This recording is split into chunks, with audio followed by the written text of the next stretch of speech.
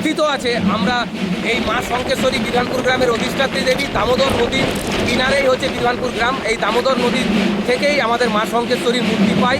আমাদের বিধানপুর গ্রামের আমরা শুনে আসছি পদ্মলোচন রায়ের মহাশয়ের কোনো সন্তানাদি ছিল না। উনি দৈব অবস্থাতেই মা শঙ্কেশ্বরীকে কন্যারূপে পেয়েছিলেন।